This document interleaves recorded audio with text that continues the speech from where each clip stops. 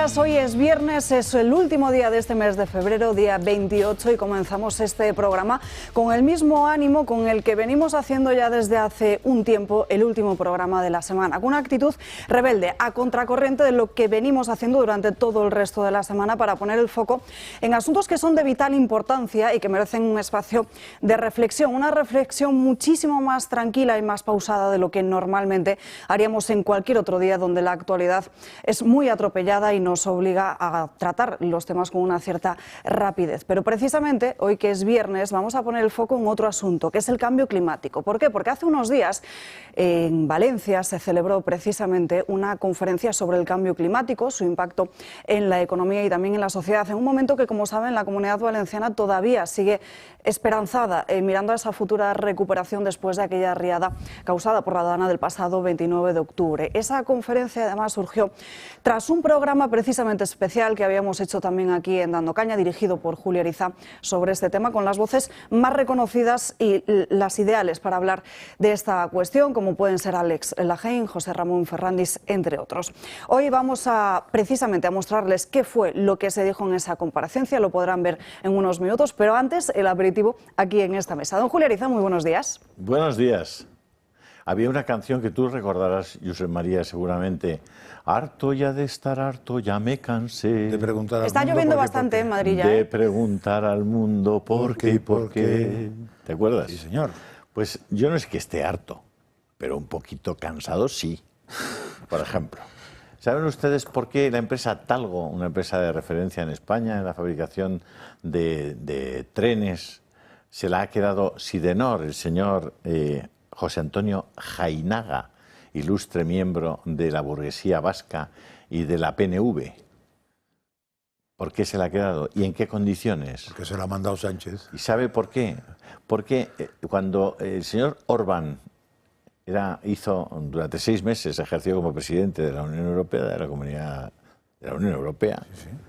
el señor Sánchez se fue a hacer un discursito sobre el tema de Rusia y Ucrania, y el señor Orbán le dijo que el discurso que había hecho Sánchez era de un infantil, pero vamos, que ni barrio sésamo. Volvió Sánchez para acá y dijo que la empresa húngara que pretendía quedarse Talgo a un precio de más o menos entre 5 y 5,5 euros por acción, que ni por el forro se iba a quedar. Y el PNV, que siempre aquí... Ayuda. Porque aquí, quiero decir, vemos lo que hace Sánchez, ¿no? Pero claro, muchas de las cosas de las que hace Sánchez, por ejemplo, para Bildu, no las vemos. Pues estamos mirando a Puigdemont y le están dando muchas cosas a Bildu. Tampoco vemos las que le dan al PNV. Al PNV, a través de las cajas vascas, por eso los vascos se han quedado con una caja, mientras que a los valencianos les dejaron sin caja. A los catalanes les dejaron una caja. A los vascos también. Incluso a los gallegos, de alguna manera, con el venezolano, Sí, vale. bueno, pues ahí tienen Sí, un cierto... sí. Pero ya no es gallega, pero bueno. Pero vascos y catalanes, como siempre, jugadores de ventaja, se han quedado con su... Madrid perdió su caja. Es de los catalanes. Señor. Valencia perdió sus cajas. Es de los catalanes, del Banco de Sabadell y de la Caixa. Y la BBK, no sé cuánto, BBK, Kutxa. esa se la quedaron los vascos. Y con esa, y con 4 amigos, han decidido quedarse con Talgo.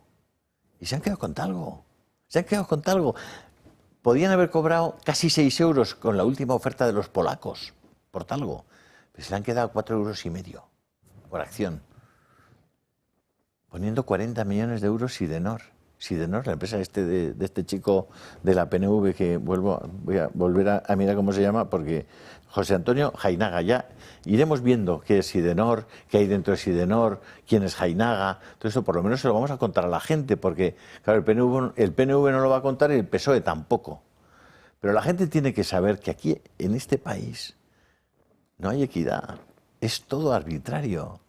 Y el gobierno, a través de todos sus tentáculos, se ha quedado con Telefónica, ahora quiere quedarse con Naturgy, se quedó con Indra, tiene el control de la Caixa, es el primer accionista.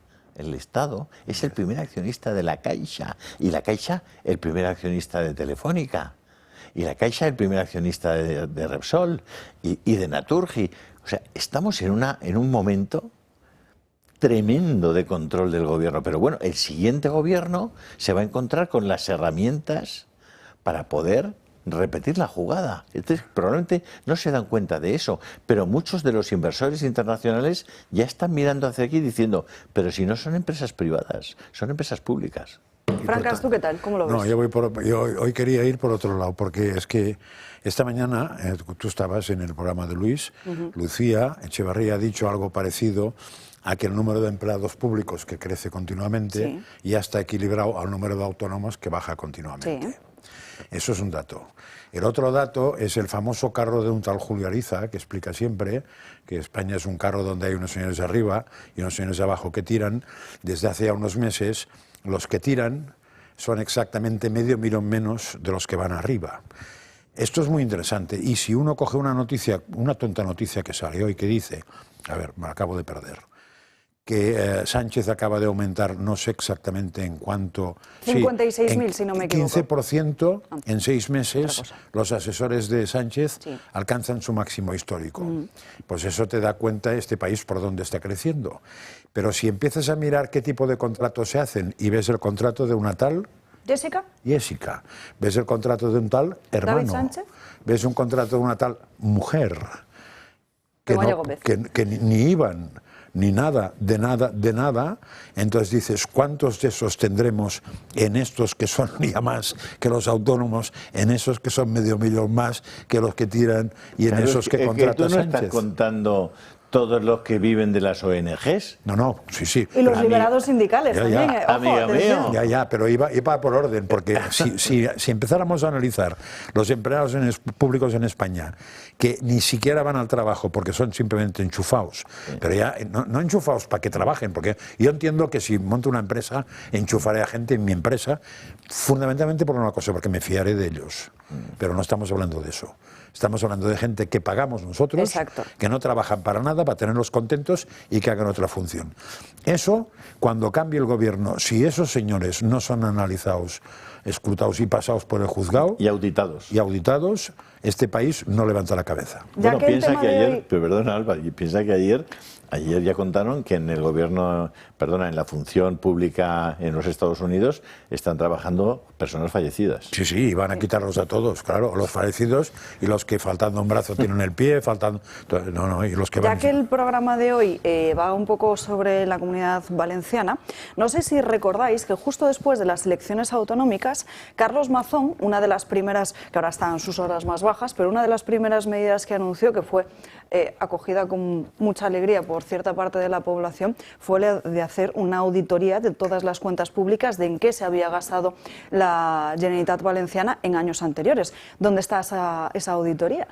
Porque no sabemos nada de ella. ¿Y dónde está Carlos Mazón, al que yo le deseo desde luego lo mejor en lo personal, yéndose a Fiscalía y poniendo una querella al Gobierno de España por no haber enviado el socorro al que tenía obligación de hacer, esa ayuda, hasta el cabo de 48 horas por lo menos de que se habían producido el desastre de la riada? Sí, también la podría ¿Dónde está Mazón yéndose a la Fiscalía? Además, él puede, con la administración que tiene, puede tener todos los elementos y todos los datos. ¿Dónde está? Y también contra las administraciones que no hicieron lo que se debía hacer en esa zona del Barranco, las diferentes tareas de limpieza para que esta situación no se hubiera producido. Y ojo, que no se vuelva a producir, porque esas tareas de limpieza no se están realizando. Según pudimos ver hace poco, pero también no haría mal que investigaran lo que yo insistí ayer, creo mismo, de quién dejó caer, quién abrió presas, vamos. ¿Quién abrió presas? Porque cada día está más claro que donde llovió, pero donde no llovió, bajó agua. Entonces el agua no se... Como después hablaréis de medio ambiente, el agua no se puede encasolar. Estas jornadas, concretamente esta intervención de los 4 especialistas en cambio climático es extraordinaria. Y por eso hemos querido que hoy podáis tener acceso también. Ahí estaba abarrotada la sala de público y fue un éxito verdaderamente muy majo, ¿no? en Valencia. Pero las intervenciones vais a ver que son muy clarificadoras para aquellos que se plantean si eso del cambio climático es o no verdad, ¿no? Es muy interesante, os recomiendo que no veáis. olvidemos que es uno de los mantras donde tiramos más dinero. Sí. En la lucha contra el cambio climático, con ONGs que no pintan nada, con científicos que no tienen ni puñetera idea, es más, que han sido pagados para que digan lo que dicen y escondan los datos que esconden, etcétera, etcétera. Por cierto, no quiero que se me olvide una cosa, porque hoy es viernes y hay muchos espectadores que nos ven que son madrileños. Pues que sepan, los que tengan familias numerosas, que hoy se termina el plazo para solicitar reducciones en lo que va a ser la nueva tasa de basuras en el Ayuntamiento de Madrid. Entonces, que lo sepan, que hoy es el último día para solicitar esas reducciones, todas aquellas que sean familias numerosas. Atención importante. Y ahora o sea, un hijo. No, ya tenemos que dejar la tertulia de hoy. A Julio le pueden seguir en el canal de Telegram. No, Julio y me Ariza, pueden seguir El Toro. ahora porque estoy yo ahora. Exacto. Vamos a ver cómo fueron precisamente esas jornadas sobre el cambio climático y su impacto en la economía en la Comunidad y Valenciana. dense de alta, por favor, en el Club de Amigos, que les necesitamos. Les necesitamos. Necesitamos que nos sigan apoyando. Buenas tardes a todos, gracias por estar aquí. Para mí estar en Valencia, pues siempre era grato y disfrutaba mucho. Es una ciudad, sobre todo, con gente extraordinariamente amable, creativa. Pero claro, después de lo que ha pasado con la riada y después de ver cómo algunos representantes políticos, algunos gobernantes, no diré nombres, se han comportado con este pueblo, venir aquí no es un placer, es una obligación, además de un placer. Porque esta tierra necesita, como el ave fénix, resurgir de unas cenizas que en gran medida han sido provocadas por la acción humana. No sé ahora lo que dirán los especialistas del cambio climático sobre la acción humana y el cambio climático, pero lo que ha ocurrido en Valencia, eso sí que es fruto, en gran medida, de la acción humana o de la inacción humana, de ambas. El tema de la acción merece una consideración especial porque ha sido una acción, desde mi punto de vista, criminal. Así que yo os doy las gracias a los valencianos por el temple y la paciencia que estáis teniendo con los que en este momento ocupan el poder en nuestro país y también por el espíritu de sacrificio que siempre habéis demostrado y la capacidad de salir adelante y de sacar adelante las situaciones más complicadas y más difíciles. Así que solo por eso ya estar en Valencia vale la pena. Así que hay que venir.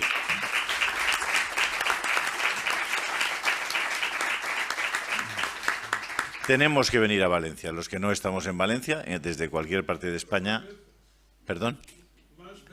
Sí, bueno, hoy cumplimos, pero tenemos que venir a Valencia y hay que hacer cosas en Valencia y hay que venir a pasar los fines de semana en Valencia y hay que apoyar al sector turístico valenciano y al sector hostelero y hay que apoyar el empleo y hay que apoyar las iniciativas de toda naturaleza que tenéis aquí en Valencia. Es una obligación moral del resto de los españoles para con vosotros que, bueno, pues que habéis sufrido probablemente mucho más de lo que debíais haber sufrido solo por el efecto de la naturaleza. Bueno, de todos modos hemos venido aquí esta tarde. Yo por lo menos he venido a divertirme, lo hago con mucha frecuencia. Yo siempre digo que divertido no es lo contrario de serio, es lo contrario de aburrido. Y por eso vengo a divertirme. Y me divierto cuando aprendo. Tengo un taxista. Cuando vengo a Valencia suelo llamar, como cuando voy a muchos sitios que visito a menudo, siempre voy conociendo taxistas que tienen el coche limpio y son amables. No, solo pongo esas dos condiciones. Y aquí en Valencia hay uno que es especialmente majo, que lleva el coche además fenomenalmente impecable. Y entonces, hasta el punto de que un día, recientemente, me dice, ¿le importa que vaya a buscarle con mi hijo de 16 años? Que quiero que usted le hable. Y digo, pues será un placer. Como tengo 22 nietos, mi experiencia con niños es bastante completa. Y efectivamente se presentó con el chico de 16 años, un encanto el chaval. Dígale cosas, me decía el padre. Yo, pues, no sé qué le puedo decir, pero le digo, vamos a ver, oye, ¿Cómo se llama la estación de tren? Se llamaba Javier, creo que se llama. No, Vicente, que casualmente se llamaba Vicente. ¿Y cómo se llama la estación del tren de Valencia? La estación se queda así. Me dice, Sorolla, ¿no? Digo, sí, Sorolla. ¿Y quién era Sorolla? Se queda el tipo con los ojos en blanco. Sorolla. No sé, Sorolla. Digo, ¿tú no sabes quién era Sorolla? Digo, tío, lo tienes mal, ¿eh? Digo, está aquí tu padre, yo solamente te voy a dar un consejo. Vete con los ojos abiertos por la vida. Y ahora en Valencia, a partir de hoy, mírate los nombres de las calles. Y simplemente con el nombre de la calle pregúntate quién era Navarro Reverter. O quién era el que sea. Joaquín Sorolla. Solo con eso, diariamente, como tenéis esta cosa que se llama móvil y que pones el nombre y enseguida, pues un escritor, un pintor y en muy poco tiempo tendrás un panorama de la historia de tu tierra simplemente mirando los nombres de las calles. Y el tío me miraba así y le digo, pero la próxima vez que vengas y te traiga a tu padre, ya me tienes que decir quién era Joaquín Sorolla, ¿no? Le digo, pero sobre todo porque vayas por la vida, no aceptes lo que te cuenten a la primera. Es decir, Juanma ha mencionado el espíritu crítico. Este acto surge porque en el Toro Televisión tenemos espíritu crítico, tan simple como eso. Y además estamos empeñados en perfeccionar la democracia de este país y el pluralismo. Claro, si no existiéramos nosotros, y algunos otros como nosotros, si no existieran los ponentes que están aquí esta tarde, pues en este país todo el mundo pensaría exactamente lo mismo. Y además, como somos presos del lenguaje y el lenguaje nos lo han impuesto ellos, el lenguaje también nos pone los límites de lo que podemos pensar. Bueno, pues esta tarde, aquí hoy, vamos a tener la oportunidad de agrandar nuestra capacidad de pensamiento, profundizar en temas que aparentemente todo el mundo da por resueltos y por inamovibles e inatacables, y irnos al fondo de las cosas con personas que saben de las cosas. Bueno, si eso nos sirve, insisto, para profundizar en la democracia, porque le damos a la democracia la posibilidad de existir, porque hay gente que piensa diferente unos de otros, y le damos a esta sociedad la posibilidad de tener una opinión pública formada e informada, pues eso hará también que nuestro país sea un poco mejor. Así que un acto de estos no es un acto irrelevante, porque además a muchos de vosotros seguramente os va a confirmar que lo que decía Tocqueville, ¿no?, que la gente que en general prefiere quedarse con una mentira socialmente admitida que quedarse solo con la verdad, cuando se reconoce con muchas personas y con especialistas que piensan como él, que pensamos como ellos, pues nos confirmamos en nuestras convicciones y en nuestro razonamiento. Así que eso, y yo creo que eso es muy positivo porque eso tiene un efecto mancha de aceite y se va difundiendo sin duda ninguna, ¿no? Porque todos nosotros pues tenemos entornos y en esos entornos podemos explicar las cosas. Si además tenemos los fundamentos racionales y científicos para explicarlo bien, pues hemos ganado. O sea, esa partida está bien planteada. No os enrollo más. Siempre recuerdo ese señor que estaba dando una charla y alguien entró por la parte de atrás y le preguntó a uno de que estaba, dice, oye, ¿sabes si ha terminado? Y dice, sí, hace rato, pero sigue hablando. Entonces, para evitar que me pase lo mismo, para evitar que me pase lo mismo, os voy a presentar el primer interviniente de esta tarde, ¿no? Y el primer interviniente de esta tarde se llama José Antonio Sáenz de Santa María. ¿Eres el primero? Sí, yo soy. ¿Y por qué? ¿Y por qué eres el primero? Porque Si lo decido yo, soy el moderador. lo hemos arreglado así nosotros. Ah, o sea, ese es un pacto como el de Rusia y Estados Unidos.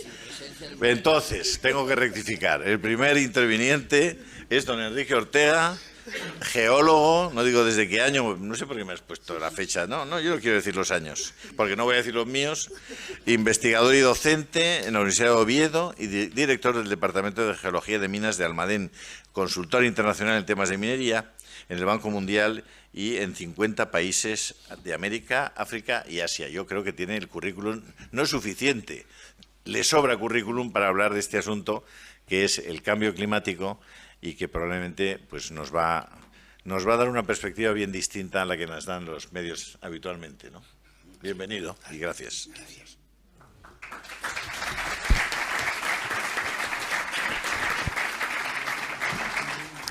Perdonad, solo un segundo. Os anticipo que serán intervenciones 7-8 minutos. Después de esas intervenciones os van a pasar, el que quiera hacer una pregunta, os van a pasar unas octavillas.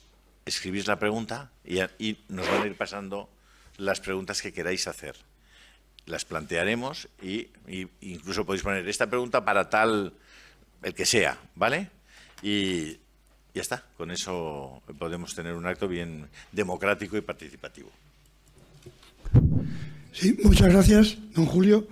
Muchas gracias a Valencia Activa y al Ateneo por la invitación para participar en este acto y también muchas gracias a ustedes por su presencia. José Antonio, que está aquí a su derecha, y otro geólogo que no ha podido venir porque está muy lejos en Alemania. Entre los tres hemos escrito un libro que se llama Cambios Climáticos. Es un libro escrito desde la indignación acumulada durante décadas por escuchar noticias falsas sobre los orígenes y las razones del cambio climático. Porque desde la perspectiva de los geólogos, nosotros tenemos la perspectiva de lo que ha ocurrido en el planeta desde hace miles de millones de años. Y en las rocas, en los sedimentos, en los fósiles, en el hielo, hay datos que nos permiten saber cómo ha evolucionado el clima desde hace miles de millones de años. Por eso el libro se titula en plural Cambios Climáticos, porque siempre se nos habla del cambio climático en singular, como si fuese algo excepcional y rarísimo que está ocurriendo ahora, cuando ha sido lo habitual y lo que ha venido ocurriendo desde siempre. Es decir, que en los últimos miles de millones de años se han producido cientos, probablemente miles, cambios climáticos similares a los que están ocurriendo ahora o al que estamos experimentando en la actualidad.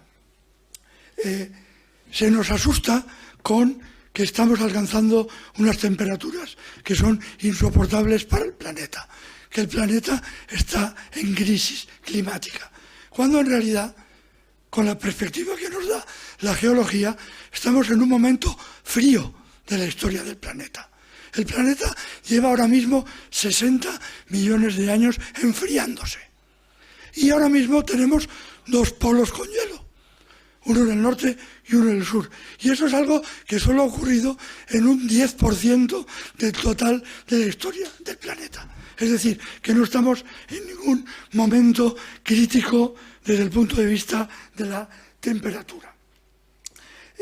Se nos asusta también diciendo que el volumen o el nivel que está alcanzando el CO2 en la atmósfera es peligrosísimo. Tenemos ahora mismo 420 partes por millón. Y en realidad sabemos por los datos geológicos que ha habido momentos en la historia del planeta que ha habido 7 veces más CO2 que existe ahora. Y no ha ocurrido nada y nosotros estamos aquí gracias a la evolución que ese CO2 en la atmósfera ha hecho posible. También se nos dice que existe una correlación directa entre el nivel de CO2 en la atmósfera y el calentamiento. También es rotundamente falso. No existe ninguna razón, una relación causa-efecto entre el nivel de CO2 y la temperatura. Hay momentos de la historia del planeta que cuando el CO2 aumenta, la temperatura disminuye y al revés. De hecho, en el periodo conocido como Pérmico, al final del Paleozoico, con niveles de CO2 idénticos a los que tenemos ahora, existió una glaciación tremenda, con muchísimo más hielo que el que existe en la actualidad. Otro de los miedos con los que se nos asusta periódicamente, y aquí en Valencia lo conocemos bien, es la subida del nivel del mar. El nivel del mar no puede ser estable, no ha sido estable nunca, es imposible, porque a medida que se funde el hielo, el nivel del mar sube. Lo que ocurre es que esta velocidad de ascenso que se está produciendo en la actualidad es absolutamente normal. El nivel del mar ha tenido ascensos y descensos, del mismo modo que la temperatura ha tenido ciclos de calentamiento y enfriamiento, porque a medida que se funde el hielo, cuando sube la temperatura, el nivel del mar aumenta. Pero al contrario de lo que nos dicen, el nivel del mar la subida del nivel del mar nos está acelerando, se está ralentizando. El nivel del mar en el ciclo actual viene subiendo desde hace 20.000 años, el final de la última glaciación.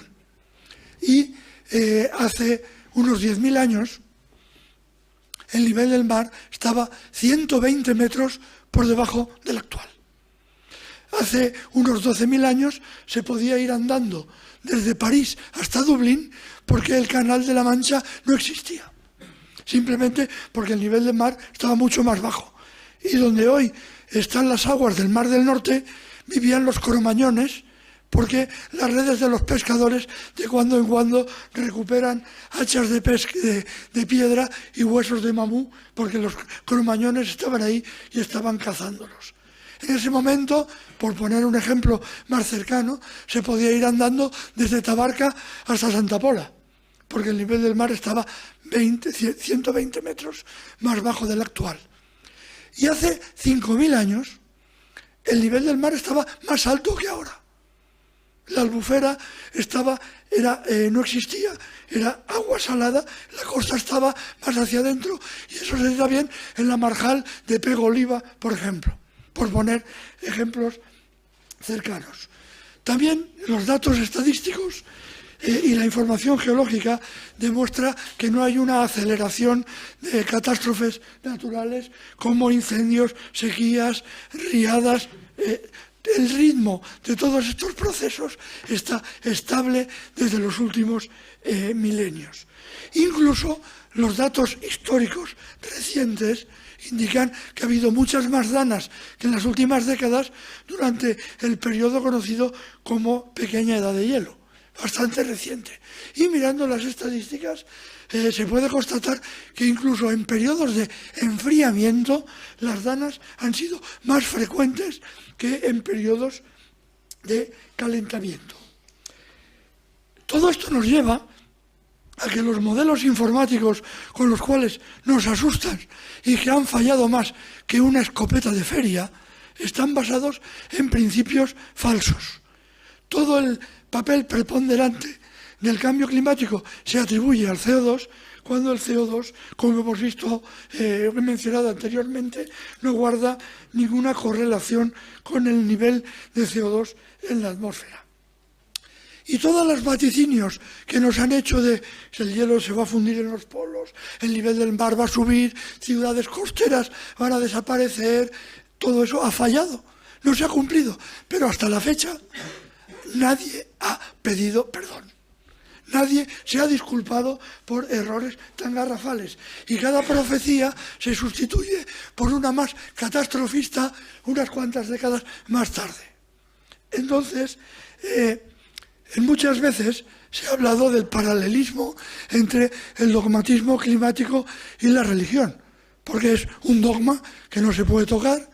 Quien lo rebate está condenado al ostracismo, o, como se ha mencionado antes, simplemente con decir que somos negacionistas ya el argumento está descalificado. Pero además hay otro paralelismo con la religión, y es que sirve de excusa el miedo que se induce para dar argumentos, para, digamos, inducir la aceptación de renuncias o de sustracción de libertades que de otra forma serían inaceptables. Otro paralelismo, todo con la religión, porque estas renuncias deben hacerse en aras a un bien superior, la salvación del planeta. Entonces, este paralelismo me lleva a recordar un poema. Normalmente el mundo de la ciencia y el mundo de la literatura, especialmente la poesía, están bastante disociados. Pero hay un poema que muchos de los que aquí recordaremos, porque había un grupo de cuando yo tenía pelo, que se llamaba Voz, era... ahora se me ha olvidado el nombre. Sí, con el pelo. Bueno, el grupo le ponía música a poetas españoles. Uno de ellos era León Felipe. Y ese poema decía, yo no sé muchas cosas, es verdad, digo tan solo lo que he visto. Y he visto que la cuna del hombre la mecen con cuentos, que los gritos de angustia del hombre los ahogan con cuentos, que el llanto del hombre lo taponan con cuentos, que los huesos del hombre los entierran con cuentos y que el miedo del hombre ha inventado todos los cuentos y que el cambio climático es el cuento del siglo XXI. Muchas gracias.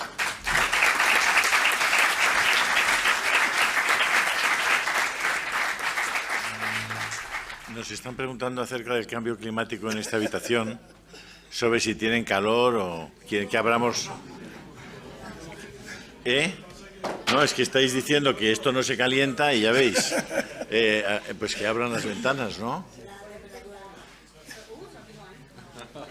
Si abres esta ventana ya...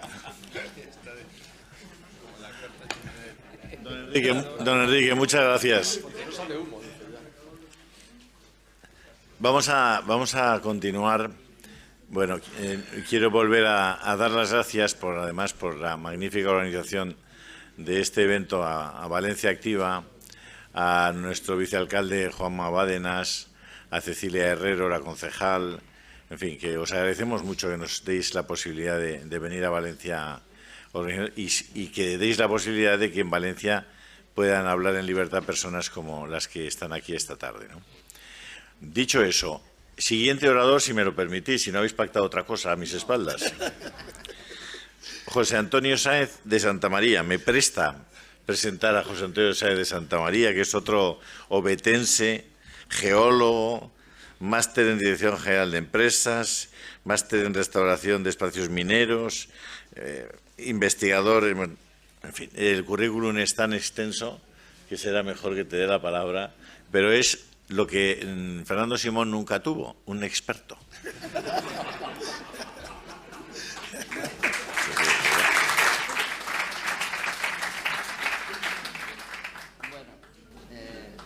Bueno, pues siguiendo con nuestra presentación después de Enrique, hemos pactado que yo iba después porque yo les voy a hablar de la segunda parte de nuestro libro. Enrique nos dice claramente, el libro que hemos escrito dice claramente con datos y con gráficos y con todo tipo de despliegue. Quiero hacer un inciso, y es que nosotros lo que hacemos es recoger artículos científicos publicados en revistas científicas de alto standing y validados por pares, que se dice en ciencia. Los pares son los otros geólogos o los otros... Entonces, cuando un artículo se va a publicar, se manda a los pares, que no saben, nadie sabe quién son los pares a los que se le han mandado, estos validan el artículo y se publica. Y en nuestro libro podrán ver ustedes, no me acuerdo, pero 10, 20 páginas de referencias bibliográficas de artículos publicados. O sea, no nos hemos inventado los datos.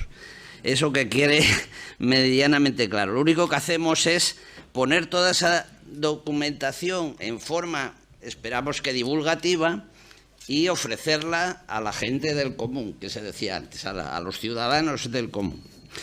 Bueno, Enrique ha insistido que evidentemente el calentamiento global no tiene nada que ver con la emisión o no de CO2, ni siquiera con el CO2 de origen natural, y dado que esto es así, el que nosotros como seres humanos estemos emitiendo CO2, pues no parece que tenga mucho que ver con todo el problema, y no vamos a conseguir, ¿cómo decirlo?, revertir el cambio climático, el calentamiento global, eliminando el CO2 de la atmósfera. Esto no puede ser, y además es imposible, como decía el torero, ¿no? Paso entonces a hablarles, si esto es así, ¿qué pasa con la energía, con los sistemas energéticos? Que de alguna manera es la parte que a mí me gusta y la parte más en la que soy más experto por mi currículum, en el petróleo, en el carbón, etcétera, etcétera. Yo les hablaré de esto, de energía, de transición energética, de descarbonización, etcétera, etcétera. Lo siento, no vamos a conseguir reducir las emisiones humanas de CO2 en ningún caso, pongamos como nos pongamos. ¿Por qué? Porque la energía, que es la base de nuestra vida, la energía es todos vivimos porque consumimos energía, todo lo que ustedes hacen, todo su trabajo, todo su desplazamiento, toda su vida, toda su higiene, todos sus trajes, todo depende de la energía. Y la energía de la que depende es el petróleo, el gas y el carbón, los combustibles fósiles. La energía produce nuestros alimentos y medicinas, nuestros bienes de consumo, construye nuestras casas, las calienta, las dota de higiene, saneamiento y agua corriente, edifica nuestras infraestructuras, las vías de los trenes, las carreteras, las autopistas, facilita nuestra movilidad mediante aviones, barcos, maquinaria pesada para obtener productos, en fin. El mundo consume energía de una forma que yo siempre califico de desaforada. Somos unos depredadores energéticos del planeta. Así, en la fecha, y esto están los datos ahí de cualquier institución oficial, desde la Agencia Internacional de Energía, el Departamento de Energía de los Estados Unidos, las estadísticas de la BP, que son las mejores del mundo, aunque sea una empresa petrolera, en fin, todos coinciden en lo mismo. Y hoy día consumimos del orden de 14.000 millones de toneladas equivalentes de petróleo por año.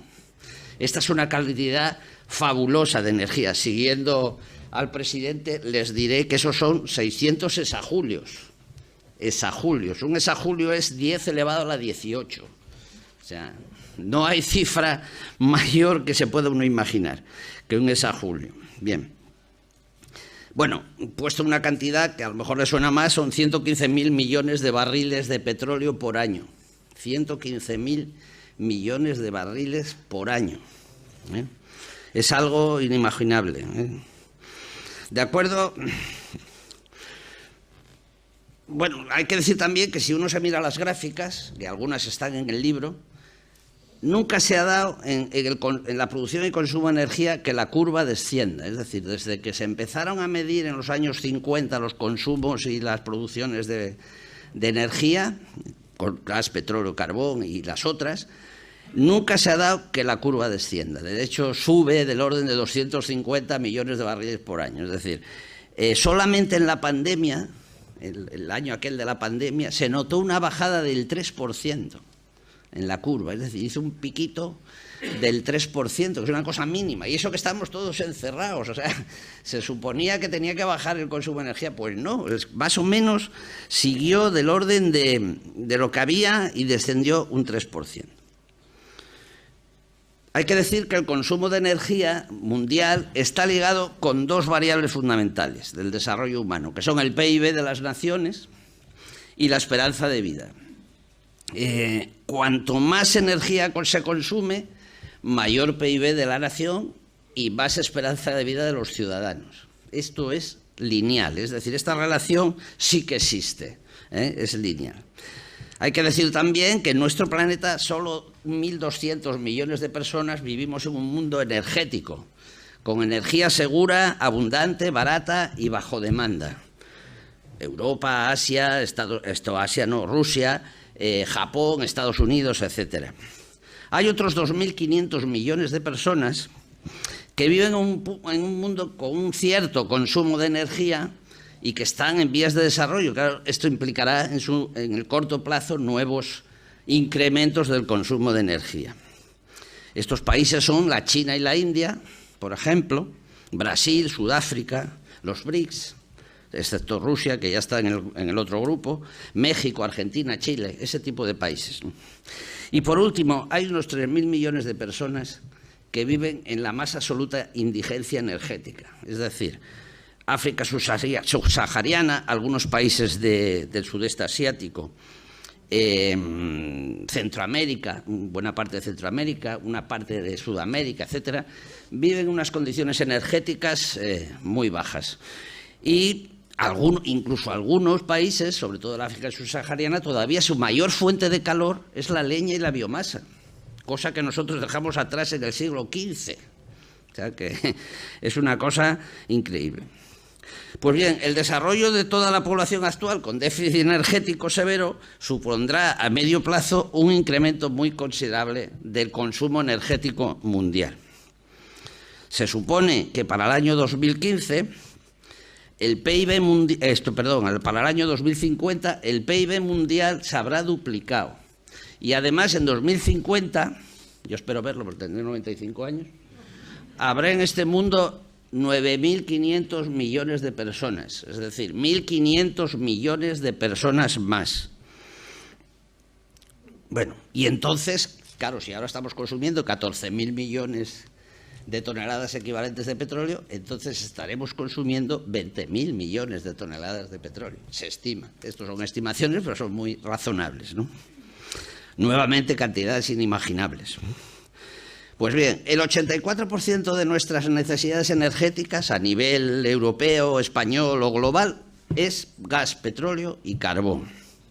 Otras fuentes primarias de energía son la nuclear, con un 5%, las denominadas, la nuclear, la hidroeléctrica, que son las dos, un 5% más o menos, y después las renovables, eólica y solar. Lo pongo así porque de renovables tienen poco, pero eso es otra discusión, que producen un 5% adicional. Es decir, les voy a llamar la atención sobre un dato. En los últimos 20 años en el primer mundo nos hemos dedicado a invertir cientos de miles de millones en poner en marcha la eólica y la solar. Pues bien, hoy día, después de 20 años y de cientos de miles de millones, solo representa el 5% del consumo de energía a nivel global. Y cuando ustedes leen, esto me lleva a otro inciso que quería hacer, cuando ustedes leen en la prensa que hoy en España el 50% de la energía la han suministrado la eólica y la solar, ese dato no es falso, está sesgado. Es decir, está sesgado porque en la prensa y en los medios tienden a confundir la energía con la energía eléctrica. Es decir, energía es todo, el transporte, la movilidad, el calor industrial, etcétera, etcétera. Y solo el 20% de nuestro consumo de energía, en el caso de España, de la Unión Europea, o incluso a nivel mundial, es electricidad. Es decir, cuando ustedes le digan que mañana el sistema eólico y solar fue el 50% de energía, la eólica y la solar, en realidad es el 50% del 20%, es decir, un 10%. Esto es así, ¿no? Pero siempre se confunde el todo con la parte, y la parte es la energía eléctrica. ¿Y por qué la electricidad solo es el 20% del consumo total de energía? Pues contrariamente a lo que piensan, por lo que les he dicho, porque no todos los procesos económicos industriales son electrificables. La producción de calor industrial para una siderúrgica no es electrificable, como tampoco lo es la producción de cemento. Dicho sea de paso, para producir una tonelada de cemento hace falta emitir una tonelada de CO2, y esto no es porque lo diga yo, es porque lo dice la reacción química que hay que generar. En fin, la producción de ladrillos, la producción, lo que ustedes quieran. El transporte de mercancías y la movilidad tampoco es electrificable, aunque nos metan la historia del coche eléctrico. El coche eléctrico, para lo que sirve, es para los turismos, pero los camiones de gran tonelaje no pueden ser electrificados.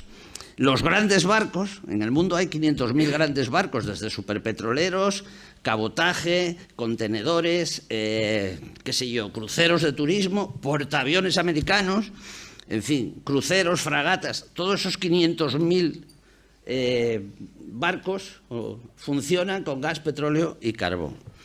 Tampoco los aviones son electrificables. Hay 100.000 vuelos diarios en el mundo, 100.000 vuelos. Entre civiles y militares hay unos 100.000 vuelos al día. Y todo eso funciona con gasóleo, gasolina, fuelol y querosenos. Algunos barcos, o algunos, sobre todo militares, los portaaviones, las fragatas, tienen reactores nucleares en su interior. Pero en general el transporte es a base de gas, petróleo, de gasóleo, gasolina, etcétera. Así pues, con todo esto que les acabo de contar, la posibilidad de que la humanidad deje de depender de los combustibles fósiles es nula. Es decir, en el año 2050 la sociedad seguirá consumiendo en un 80% más o menos gas, petróleo y carbón. Y no existe la tan llamada transición energética. Lo que existe es una adición energética, es decir, cualquier fuente de energía eólica, solar, maremotriz, yo qué sé, lo que se les ocurra, que ustedes puedan poner en marcha a un precio competitivo, fiable, seguro y tal, va a entrar en el mix energético y se va a consumir inmediatamente. Así pues, para seguir con el tema del CO2, en 2050 estaremos emitiendo del orden de 65 gigatoneladas de CO2 por año. Hoy día estamos emitiendo 40. Como media, los humanos emitimos 5.000 toneladas de CO2 por año, cada uno de nosotros. Esto es un poco engañoso porque en el primer mundo, los españoles, por ejemplo, que somos la 15ª economía mundial y la 4ª de la Unión Europea, estimamos que emitimos unos 8.000 toneladas por año por cada uno de nosotros. Y los africanos, por ejemplo, que les he contado, del África subsahariana, emiten unas 1.500 toneladas al año cada uno, ¿vale? O sea, mucho menos que nosotros. Y al final, China, con el 35% del total mundial, la India con el 10%, los estados que basan, tanto China como India, basan su desarrollo en centrales térmicas de carbón.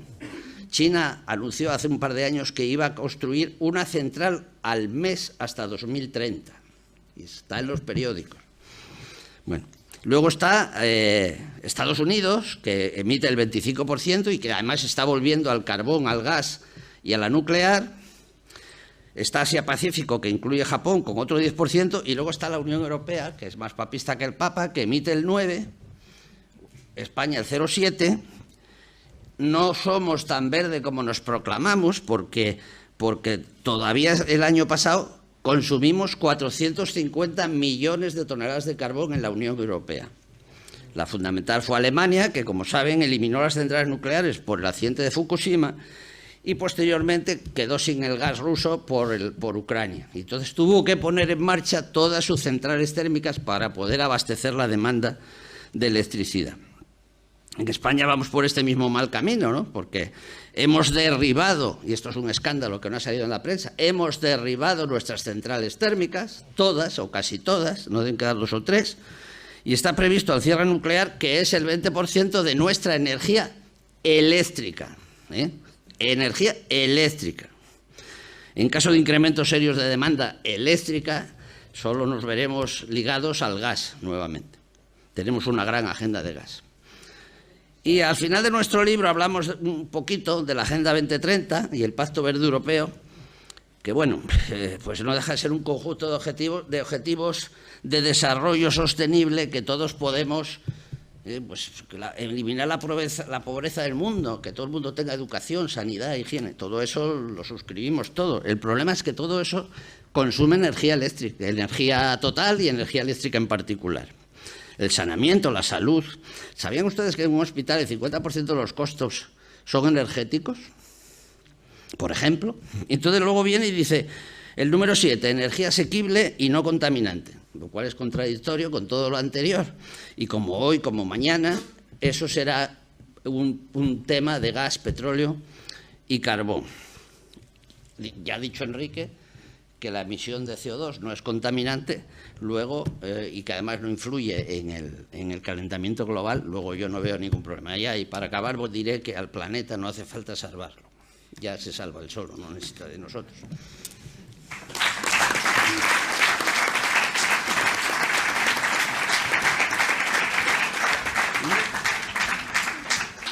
Ay, qué gusto da escuchar a la gente que sabe. Es una auténtica gozada. Pues seguimos en esa línea con el profesor Ferrandis, don José Ramón Ferrandis, ¿Valencia? Licenciado en Ciencias Políticas y técnico comercial y economista del Estado.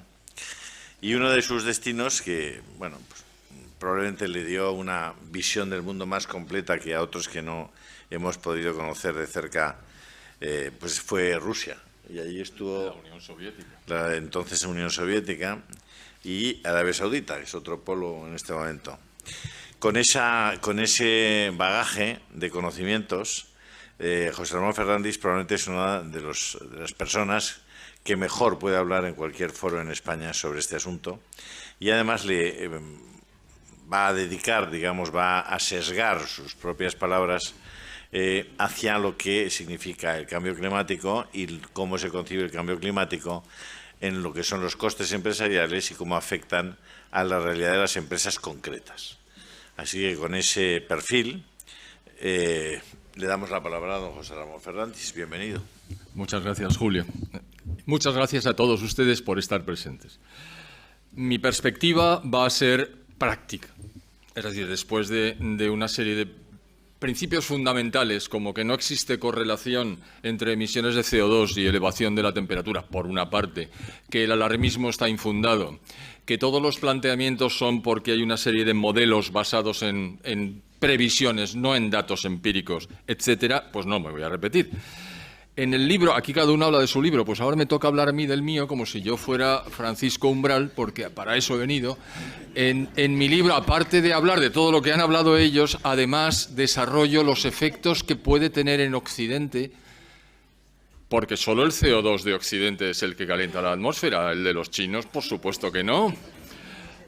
El que va a tener la política restrictiva que se está desarrollando por auspicio de Naciones Unidas, con especial predicamento por la Unión Europea, por aquello del Pacto Verde y otra serie de zarandajas. Si realmente esto fuera tan solo una especie de religión sustitutiva, pues podría ser distraidito, pero no. Esto tiene consecuencias, y las tiene en Occidente. ¿Y qué consecuencias podemos decir que va a tener la política que se está desarrollando en esta parte del mundo? Ya les digo, ni China, ni India, ni Brasil, ni México, y ahora, por supuesto, tampoco en Estados Unidos. Esto lo saben ustedes perfectamente. El presidente Trump, cuando ganó por primera vez las elecciones, lo primero que hizo, la primera orden ejecutiva cuando llegó al despacho oval de la Casa Blanca fue firmar la salida de Estados Unidos del Acuerdo de París. No funcionó muy allá porque no se había dado cuenta de cómo podían resistirse los propios burócratas norteamericanos a la hora de ejecutar las órdenes del presidente. Pero la segunda vez lo tiene mucho más claro, y también de las primeras órdenes ejecutivas ha sido salirse de las obligaciones que se derivan de la pertenencia al Acuerdo de París. Por lo tanto, Estados Unidos tampoco va a incurrir en penalizaciones a sus empresas y a su población. ¿Cuáles van a ser entonces, cuáles están siendo los efectos, las consecuencias económicas, sociales, políticas y geopolíticas de estas instrucciones de seguimiento obligatorio? Me voy a remitir simplemente a la Unión Europea, que las autoridades de Bruselas están practicando. Pues partamos de la base, ya se ha dicho anteriormente. Toda sociedad avanzada requiere un uso enorme de cantidades ingentes de energía. Eso desde hace mucho tiempo. La energía se pensaba que bastaba con que fuera limpia, barata y abundante para que todos tuviéramos la posibilidad de hacernos con ella, pagándola, claro está, y utilizándola, tanto desde el punto de vista de la producción como desde el punto de vista del consumo. Muy bien. ¿Cuáles van a ser entonces las consecuencias económicas de la elevación unilateral y gratuita de los precios de la energía?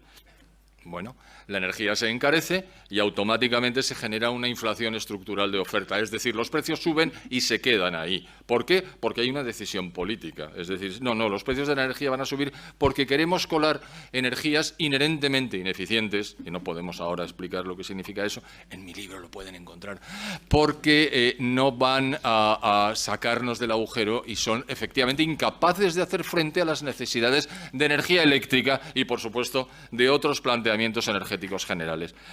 Va a haber una inflación y esa inflación se va a traspasar inmediatamente a los costes que los usuarios van a tener que pagar, y eso se llama consumo, y sobre todo va a pasar a las empresas, va a pasar a la producción.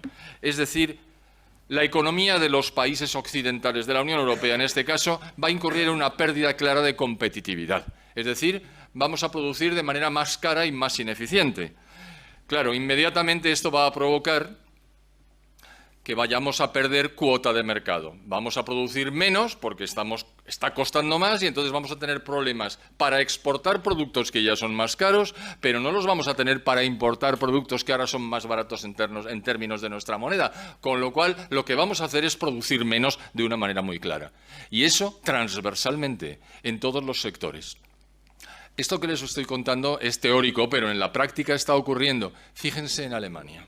Ya ha salido a colación el problema alemán, cuando, como consecuencia del accidente de Fukushima en el año 2011, Angela Merkel decide que se van a cerrar periódicamente de una forma pautada todas las centrales nucleares, contando con que el gas iba a seguir siendo abundante y barato, lo que comete es un error garrafal de estrategia en cuanto a la energía.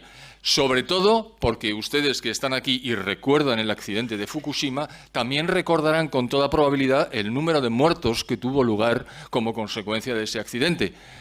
¿Se acuerdan, verdad? Bueno, pues se lo voy a decir yo por si no se acuerdan. Ninguno.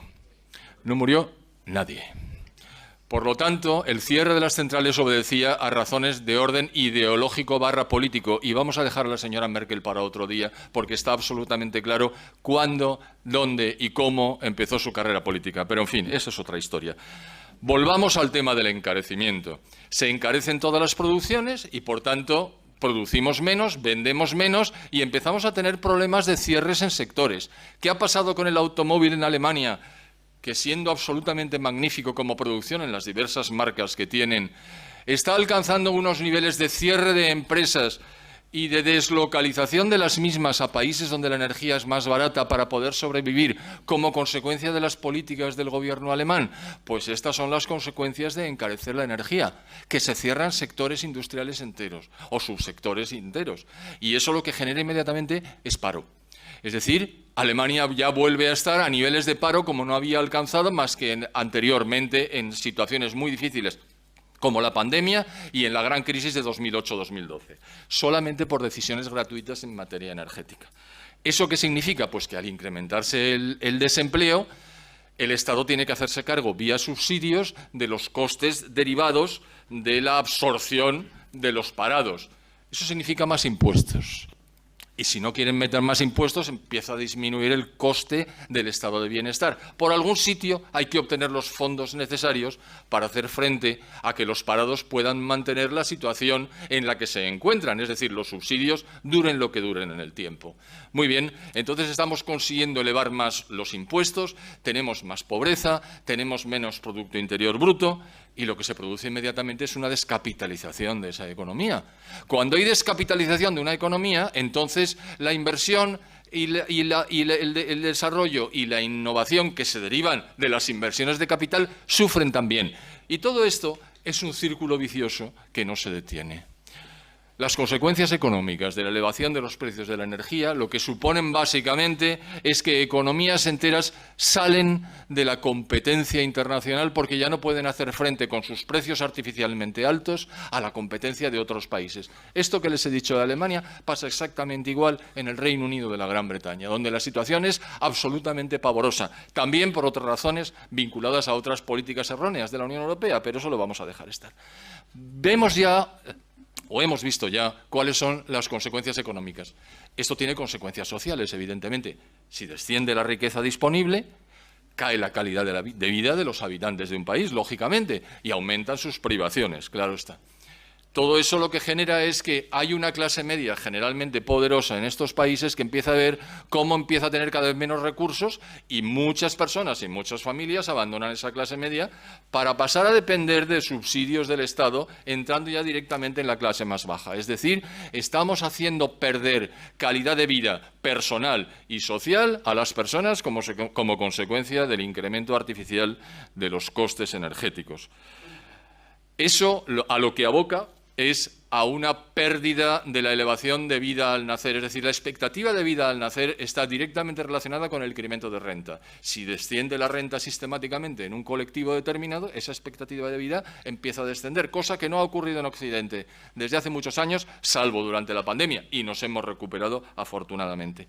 Pero eso incrementará también la tasa de descenso de la población que está experimentando toda Europa occidental, sin ninguna excepción. Ustedes saben que la tasa de reposición de las sociedades es 2,1 hijos por mujer. ¿Saben cómo estamos en España? En 1,1. Somos de los peores países. También hay consecuencias políticas. Ya hemos visto las económicas y hemos visto las sociales. Las consecuencias políticas se están viendo ya en todos estos países. No tengo que poner ejemplos. La primera es que las instituciones son todos los órganos y todas las relaciones interpersonales que organiza una sociedad para su desarrollo y su vida. Bueno, pues las instituciones van siendo minadas y destruidas en todos los países y eso lo que genera inmediatamente es una pérdida del concepto del imperio de la ley. Es decir, la vida empieza a ser mucho más complicada, las leyes no se cumplen de la misma manera y entramos en una dinámica que podríamos llamar de Estado fallido. Estado fallido tiene varios componentes, pero en general el fundamental es que las normas no se cumplen por igual en todas las partes del Estado. Esto en España conocemos bastante bien.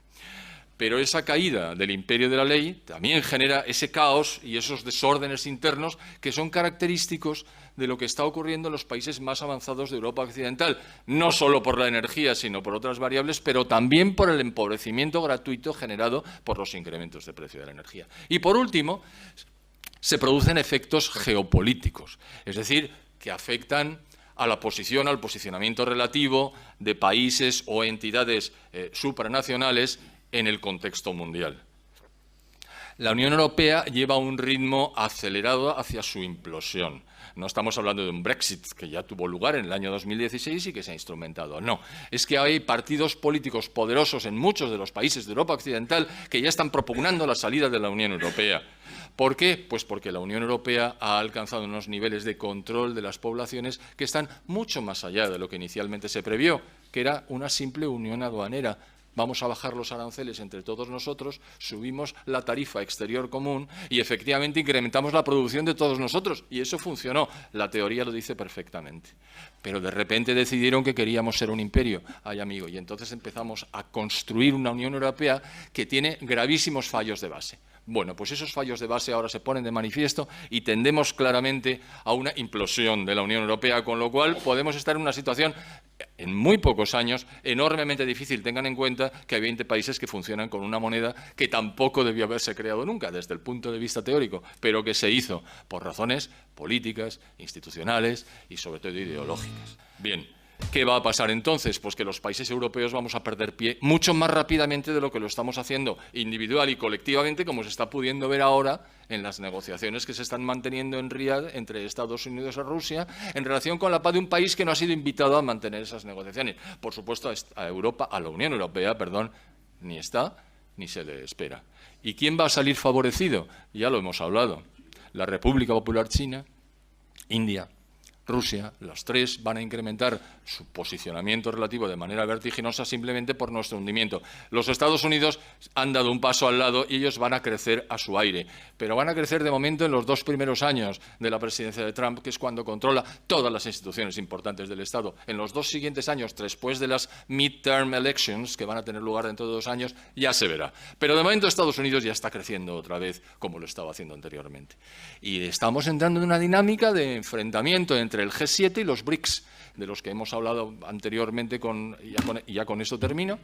Los BRICS son un conjunto de países que integran la mayoría de la población del mundo, pero que ni mucho menos son los más ricos del mundo. Eso sí, son los que más rápidamente crecen y se oponen frontalmente a los países, digamos, de la OCDE. Es el G7, pero en realidad son los 35 países de la OCDE los que están involucrados. Es decir, el mundo se divide en dos segmentos que probablemente se enfrenten vía aranceles. Y la elevación de aranceles, como se demostró por una ley norteamericana del año 1930, lo que generan es una pobreza universal acelerada, cuando los aranceles se introducen por razones económicas y no por razones de negociación política, como acostumbra hacer el presidente norteamericano Donald Trump. Bien, pues las consecuencias de elevar artificiosamente los precios de la energía tienen efectos económicos en las sociedades, efectos sociales en esas sociedades, tienen efectos políticos y tienen efectos geoestratégicos. Me parece que no voy a poder terminar con una broma, lo voy a sentir mucho. En todos los países occidentales. Todo esto por un argumento que no se sostiene en absoluto y que es tremendamente falaz. Porque el CO2 no solo no incrementa temperatura alguna y por tanto no hay que suprimirlo y no lo íbamos a conseguir en ningún caso, sino que es el elixir de la vida. Porque sin el CO2 no tendríamos fotosíntesis, sin fotosíntesis no habría plantas, sin plantas no habría alimentos y entonces nos moriríamos todos. Pues qué bien, qué ilusión. Muchas gracias.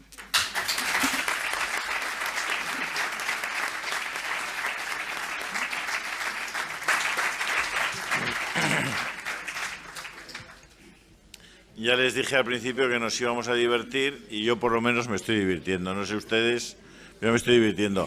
Hay dos señoras, o señoritas, perdón, que están repartiendo unas octavillas porque puede ser que quieran ustedes participar en el debate y hacer alguna pregunta, aprovechando que tenemos expertos.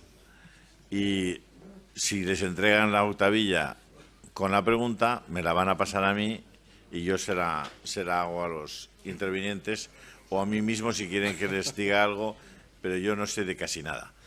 Ahora va a hablar un señor que él me ha dicho, y bueno, Alex es una persona muy conocida y además en las redes sociales tiene muchísimo predicamento, y me dice, di que soy divulgador y naturalista.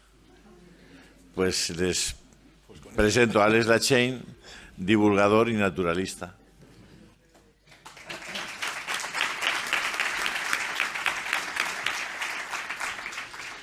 Muchas gracias, Julio. La verdad es que no quisiera olvidarme de empezar haciéndoles partícipe de mi emoción por pisar Valencia. Yo soy prácticamente hijo de Valencia, estudié 3 años en Cheste, cuando se estudiaba en Cheste, una universidad laboral que hizo Franco, por cierto, y 2 años en Peñíscola, entonces llevo a Valencia en el corazón.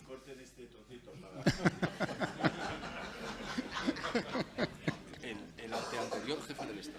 El anteanterior jefe del Estado, muy bien, José Ramón. Entonces, pues bueno, me ha emocionado volver aquí una vez más, en Valencia es mi casa, y tengo que decir que todos los que estamos aquí sentados en esta mesa, incluido yo, hemos escrito el libro, y uno que no está, supongo que por falta de espacio en esta mesa tan pequeña, también ha escrito un libro sobre esto, cambio climático, y es difícil que a cualquiera de los que está sentado en esta mesa, o al que falta, que es el profesor Javier del Valle, se le vea en un canal generalista de televisión contando estas cosas. Como sobre números, empresa, poco más se puede decir.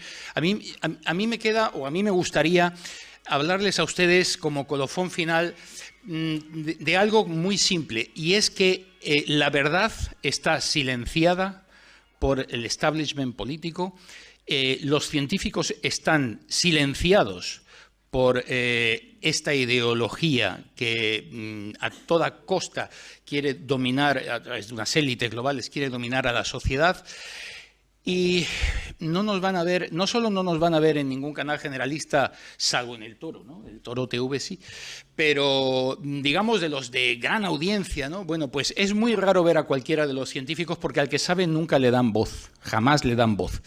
Entonces, nos encontramos con la paradoja de que los científicos, tan científicos los de esta mesa como los del IPCC de la ONU, que es el panel intergubernamental para el cambio climático, resulta que esos científicos, que son solo 2000, tachan a los demás científicos, los tachan de poco menos que negacionistas, que van con el gorrito de papel albal por la calle, que no, porque saben ustedes, el profesor Sáez de Santamaría, bueno, cualquiera, físicos, premios Nobel, como John F. Clauser, como Ivars Gyavers, bueno, esos no sirven para nada, no saben absolutamente nada.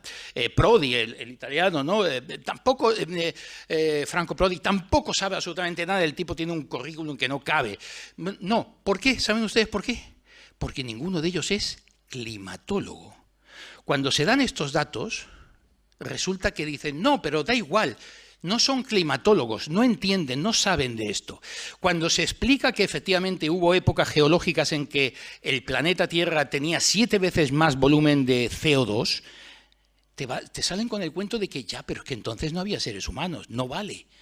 Y así es con todo. Es muy difícil en un debate televisivo, si es que logras que te inviten, es muy difícil rebatir al contrario, porque tiene un argumentario perfectamente escrito y memorizado para poder quedar por encima y convencer a la audiencia.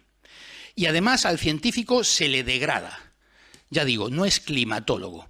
La climatología es una especialización de la geografía. Lo mismo que la meteorología es una especialización de la física. Entonces, claro, resulta que si no eres climatólogo, ya tu palabra no vale. El que no está sentado aquí hoy, el profesor Javier del Valle, ha escrito un libro también, coautor con otro científico de la Universidad de Zaragoza, y el libro ha sido boicoteado en la prensa, en la presentación. No se pudo presentar en la prensa. Es que de este nivel estamos hablando. Fíjense ustedes, tengo una noticia aquí de antes de ayer que dice que, bueno, el hielo antártico, esto es un estudio reciente, el hielo antártico ha alcanzado niveles similares a los de 1980 y desafía las previsiones catastrofistas. Esto está publicado hace unos días por el diario El Debate.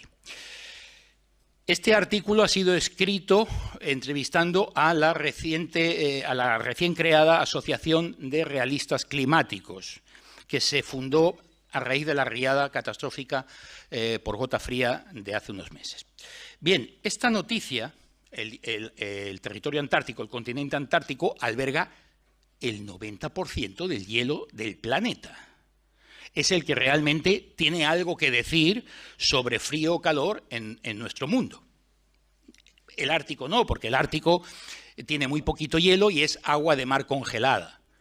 Es decir, que si se deshace ese hielo flotante, el nivel no sube, más o menos. No sube porque el hielo cuando se deshace en el agua pues no aumenta el volumen. Quizá al contrario, un 10%, porque el agua sólida, en estado sólido, es un 10% de mayor volumen, de mayor densidad que el agua en estado líquido. Entonces solamente les interesa el territorio antártico. Lo otro, Groenlandia y el Ártico, es solamente para los asustaviejas, para meterles el miedo a todo el mundo. Y entonces resulta que esta noticia, como les digo, del diario El Debate, alcanza el hielo antártico, hay partes del continente antártico de casi 4 kilómetros de espesor, el hielo. No es tema baladí, 4 kilómetros de espesor. Bueno, pues esta noticia resulta que Microsoft Network, que tiene una agencia que se llama MSN, publica una serie de artículos que va recogiendo, que recoge, que rastrea y tal. Esta noticia fue publicada por los buscadores de Internet en Google y registrada, ¿bien? O sea, fue publicada. Sin embargo, horas después, el artículo ya no existía en MSN. No existía. Alguien dio la orden de borrar el artículo. Porque así es como funcionan. El que se mueve no sale en la foto. De lo que decía nuestro presentador ahora, de que van a decir que esto es una reunión de negacionistas, evidentemente, porque nosotros somos el enemigo a batir. Y ellos son muy poderosos porque controlan todos los medios de comunicación, absolutamente todos los medios de comunicación, y como se está viendo con el escándalo USAID de estos días, en el cual prácticamente el 90% de los periodistas del planeta están comprados ahora mismo. Y entonces solamente vale un relato.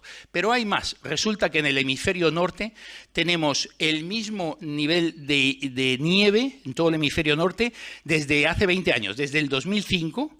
Resulta que tenemos el mismo nivel de nieve. Eso tampoco lo van a escuchar ustedes en ningún telediario, no va a abrir portadas de prensa. ¿Qué quiero decir con esto? Que lo que digamos nosotros aquí en esta sala, que está abarrotada efectivamente, pero que no deja de ser una gota de agua en el océano del censo poblacional, no va a trascender a los medios. Nadie se va a hacer eco, y si alguien se hace eco va a decir, pues estos son 4 chalaos que niegan la evidencia, porque están constantemente bombardeándote con datos manipulados, como lo de la temperatura de los océanos, como los osos polares. Esto ya fue... Los osos polares, no sé si lo saben ustedes, los osos polares tenían en el año, bueno, en la década de los 70, tenían una población de más o menos unos 5.000 osos, había 5 o 10 como mucho, ¿no? Ahora tenemos una población de osos polares de casi 50.000 osos. ¿A que no lo habían oído ustedes? 50.000 osos polares. Hay zonas de Churchill, bueno, y en la isla de Svalbard también, por ejemplo, no está todo el mundo obligado a salir de casa con un rifle al hombro. Porque no sé si saben ustedes que el oso polar es el único animal que tiene al ser humano dentro de su dieta. Entonces, claro, te la juegas. En Churchill no se dejan las casas cerradas con llave, ni siquiera los coches. Todo está abierto. Porque si tú vas andando por la calle y te encuentras un oso polar, tienes que meterte en cualquier sitio, sea vehículo o sea casa, de quien sea, o te mueres. Está claro. Bueno, pues a la científica de la Universidad de Victoria en Canadá que hace el censo de osos polares, pues se ve que a los globalistas, agendistas y criminales no les gustó mucho que la ciencia hablara, y la doctora Susan Crockford fue despedida de la universidad. ¿Han oído ustedes hablar de los corales? Que la gran barrera de coral, debido al CO2, los pólipos estaban muriéndose y... Bien. Bueno, hace 3 años, 3, 4, me falla la memoria ya, otro científico de la Universidad John Cook en Australia dio los datos de la gran barrera de coral australiana.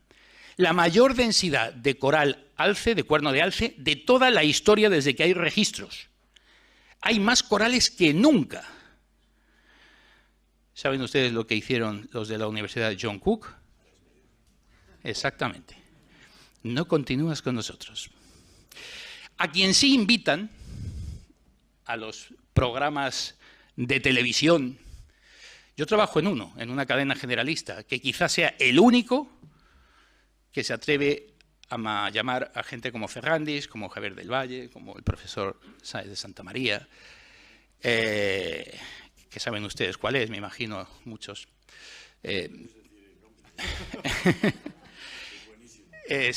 Sí, bueno, somos amigos hace 11 años, trabajamos juntos hace 11 años, Iker Jiménez y yo, y por circunstancias de la vida la cadena confía en él ciegamente y le apoya en todo. Y desde el tema de la riada en Valencia, mucho más. Y es un verso libre, podríamos decir. Es el único programa, yo creo, en los medios generalistas, repito, que de momento cuenta con luz verde para atraer a cualquier científico con un currículum inmenso y rebatir el relato catastrofista. Bueno, pues quitando ese programa, quitando Horizonte o Cuarto Milenio, en el resto de programas, sea de la cadena que sea, a quien sí invitan, ¿saben ustedes a quién es? A un profesor del CSIC llamado Fernando Valladares. A algunos les sonará.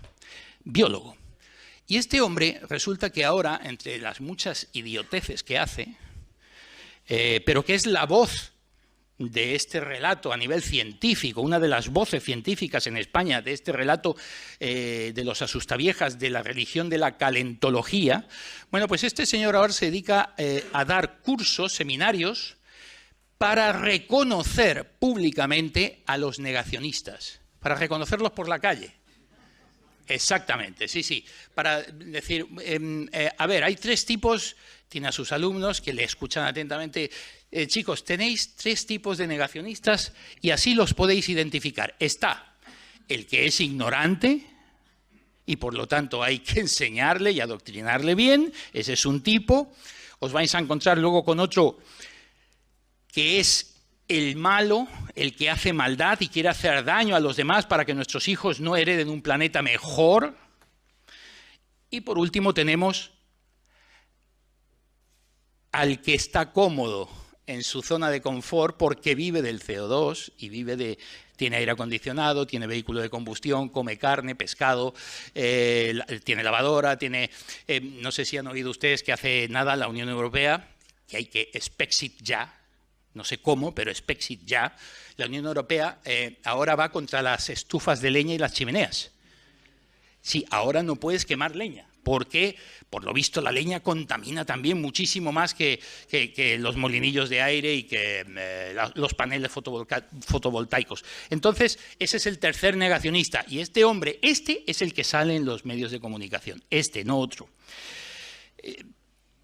Libros que no se pueden presentar a la prensa. Yo escribí uno que no es de esto, es de la pandemia, el primero que se escribió de la pandemia. Yo también sufrí en mis carnes el que se boicoteara la presentación en prensa de un libro, año 21. No se pudo presentar en la prensa. Y así sucesivamente. Entonces, esto, ¿cómo se soluciona esto? ¿Cómo se soluciona la mentira del CO2? Hay 5 gases de efecto invernadero. Julio, cuando pasen los 8 minutos me cortas con total libertad. Hay 5 gases de efecto invernadero, efectivamente existen, se descubren en finales del siglo pasado por un sueco, Svante Arrhenius, que curiosamente es pariente de Greta Thunberg. Sí. Y entonces, efectivamente, pues está el CO2, el dióxido nitroso, el metano, los fluorocarbonos y el vapor de agua, que es el único gas que realmente tiene algo que decir, porque es el de las nubes, ¿no? Ese es el único que tiene algo que decir en el clima. Y claro, resulta que en una época en la que tenían miedo de que íbamos años 70 hacia el frío, porque hacía mucho frío y pensaban que nos íbamos a helar, pues de repente se descubren estos gases y un sueco, Pierre Bolin, uno que jugaba al tenis con Olof Palme, resulta que dice, hombre, vamos a tener una solución porque estos gases que incrementan el calor, pues resulta que nos van a evitar que nos muramos de frío. Esta bola de nieve, Pierre Bolin fue el primer director del IPCC, pero dijo, no está probado, no estamos seguros de que esto sea así. O sea, es una teoría y a día de hoy sigue siendo así, es una mera teoría. O sea, no hay nada que indique que el anhídrido carbónico, que es el gas de las bebidas gaseosas y de la cerveza y del champán, no hay nada que indique que el metano que exhalamos nosotros ahora mismo al hablar, no solamente las vacas se tiran pedos, nosotros también al hablar, simplemente al hablar. Bueno, pues que eso vaya a calentar la atmósfera, no hay pruebas. Pero el caso es que se monta la película, luego llega Margaret Thatcher con las huelgas del carbón de los mineros en los años 80 y efectivamente ella dice, le dice a los ecologistas, le dice, señores, no os preocupéis por el CO2 porque yo le voy a pedir a los científicos que me demuestren que efectivamente esto es así. Los científicos, que son gente que tiene que comer todos los días, llevar el pan a su casa y que no son políticos, son gente normal, corriente y moliente, pues en base a unos modelos y en base a unas previsiones, pues dicen esto es así. Y entonces automáticamente la dama de hierro les dice, señores, no se preocupen, voy a levantar las centrales nucleares y no hay CO2 que emitir a la atmósfera porque es una energía limpia, segura, etcétera, etcétera. Bueno, y a partir de ahí se crea el IPCC.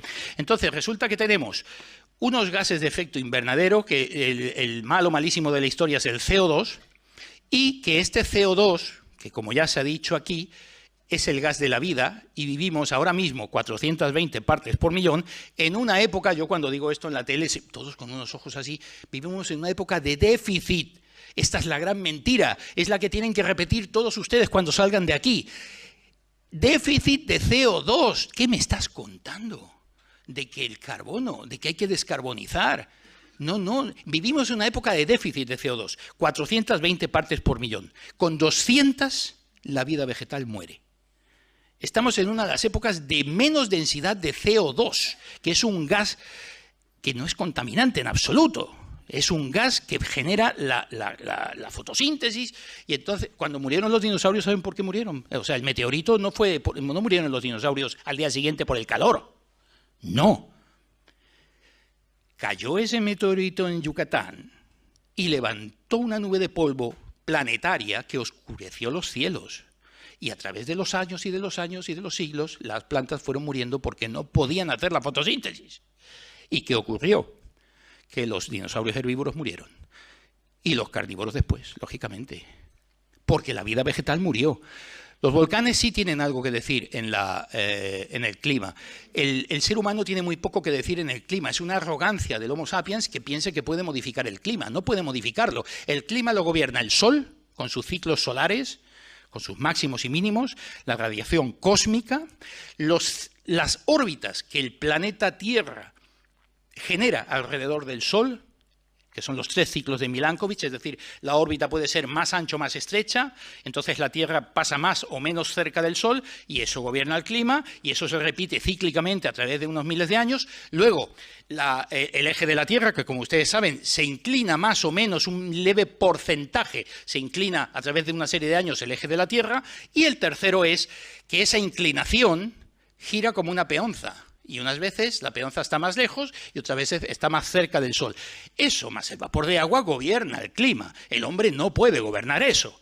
Pero se le mete en la cabeza al ciudadano, y no invitan a ningún científico a un plató de televisión a contar esto, se le mete en la cabeza al ciudadano que un gas, que es el gas de la vida, y que además ocupa ese gas en la atmósfera el 0,004%. Solo el CO2 ocupa el 0,04%. ¿Es 0,0 o 0,02? 0,04. Bien, pues de ese 0,04% de CO2, el 97% es de origen natural. El hombre no tiene nada que ver. O sea, estamos hablando del 3% del 0,04%. Pues hay gente que logra colar esa mentira a cualquiera que tenga 2 dedos de frente. O sea, ¿cómo un elemento traza insignificante en la atmósfera va a gobernar el clima? Eso es imposible.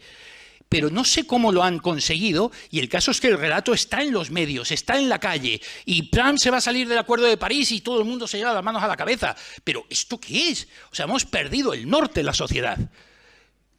En este punto estamos. Estados Unidos vuelve a salirse del Acuerdo de París, no solo del Acuerdo de París, de la OMS también. Vamos a ver si esto tiene repercusión en Europa. Vamos a ver si von der Leyen y compañía al final no tienen... Hasta ahora no he visto a ninguno en la cárcel, ni por los muertos de la pandemia, ni por los muertos de la riada. Estoy esperando a ver si alguien de una vez da con sus huesos en la cárcel por todo esta mentira. Esta mentira es mucho mayor que la del fraude de Piltdown. Esta es la mentira de la humanidad. Los asustaviejas diciéndole a la gente que tiene que empobrecerse, y además les da igual el PIB. Les da igual el PIB, porque ahora la teoría que funciona, el relato, es el decrecimiento. No olviden esta palabra, decrecimiento. O sea, quieren que nos hagamos cada vez más pobres y que seamos cada vez menos, lógicamente. Me he quedado sin tiempo, ¿verdad? Muchísimas gracias por escucharme. Muchas gracias a Alex por esta magnífica, como las anteriores intervenciones, que han sido de un nivel extraordinario. Y damos paso a vuestro turno, que se ha manifestado en las cuartillas que me han entregado nuestras amables azafatas. Y yo he repartido las preguntas. Hay algunas que se repiten, como es lógico, ¿no? Y si os parece, y para que vosotros también os atribuyáis con vuestra responsabilidad, y pidiéndoos que no os excedéis en el tiempo, Empezamos por los geólogos porque a ellos les han correspondido varias preguntas que ya tenéis y ya habéis podido leer, así que si queréis ir respondiendo a esas cuestiones os lo agradezco. Bueno, muchas gracias por la participación, porque parece que hay preguntas serias, importantes, ¿eh? Todas están en los libros, pero bueno, en los nuestros y en Internet también, pero bueno. Una acotación, cuando la señorita ha pedido abrir las ventanas porque hacía calor, si aquí hace calor, al menos hay 1000 partes por millón de CO2, porque estáis todos respirando, nadie se ha contenido, ¿eh? Entonces, ahora en este momento hay 1000 partes por millón de CO2 dentro de la habitación. No parece que... Bueno, dice esta pregunta con la que inicio que en los medios oficiales, cuando se dan los datos de altas temperaturas referidas al cambio climático, se dice desde que existen registros. Vale. ¿Realmente desde cuándo existen registros? Si hablamos de altas temperaturas medias globales, existen registros de temperatura en el mundo desde, digamos, 1780 o por ahí, no recuerdo, está en el libro también, en la estación de Potsdam, en Alemania, que es la primera que tiene un registro, una serie continua de datos de temperatura en Potsdam. Luego hay algunas más, de esto hay todo tipo. El problema que hay no es desde cuándo existen registros, el problema es, para empezar, que la temperatura media global que os dicen es que ha subido un 0,4 la temperatura, un 0,5 respecto al año anterior, no sé qué. Todo eso no deja de ser más que un cálculo. Es decir, ¿cómo se calcula la temperatura media global? La temperatura media global se calcula por la suma, por la integración de miles de estaciones meteorológicas que existen en el mundo.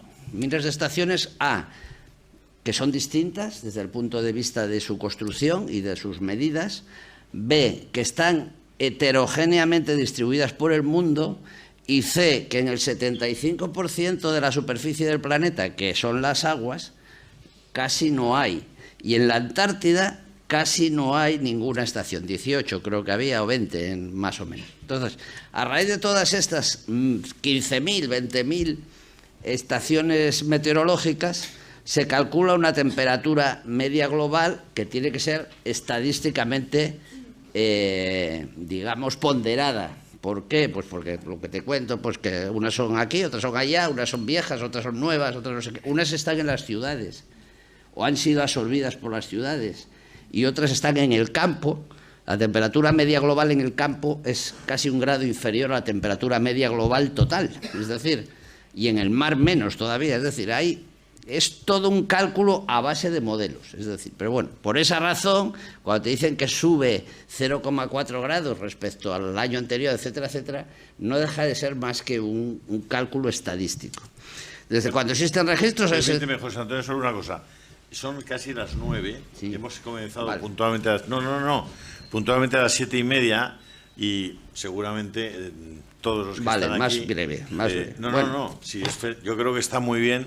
Pero sí os pediré que en esta parte del acto seáis más sintéticos, casi como si fuerais Vans en Múnich. Vamos a ser concretos. La temperatura media se mide concretamente desde 1780, la primera estación, y la temperatura media global no deja de ser un cálculo matemático. Punto. Cuando se habla de registros, se entiende normalmente registros meteorológicos. Pero como he dicho anteriormente, empezamos a tener registros geológicos desde el primer momento en que aparecen los fósiles hace 3.200 millones de años. Y eso es lo que los meteorólogos no tienen en cuenta. Y consideran solo los datos de los últimos 2 siglos, como mucho, ignorando toda la historia geológica. Y eso es como si quisiésemos interpretar el momento actual de la sociedad humana ignorando todos los libros de historia y todos los datos arqueológicos de los últimos milenios. Venga, una segunda, para los geólogos. Este año se cumplen 20 años del protocolo de Kioto, donde supuestamente se reducirían los gases de efecto invernadero, principalmente el CO2. Si el nivel del CO2 es superior a hace 20 años, ¿cómo se explica el cierre del agujero de la capa de ozono? Bueno, hay que decir que el tema del agujero de la capa de ozono no tiene que ver con el CO2, se suponía que eran los clorofluorocarbonos, que son eran unos gases que se usaban como expelentes en los productos y como en las neveras, etcétera, etcétera, y que eso era malísimo. Bueno, nadie entendió nunca por qué los clorofluorocarbonos, que son más pesados que el aire, se iban a la estratosfera. Eso no se entendió nunca. Pero tampoco se entendió nunca por qué, si los producíamos en el norte, el agujero de ozono estaba en la Antártida. Tampoco se entendió nunca.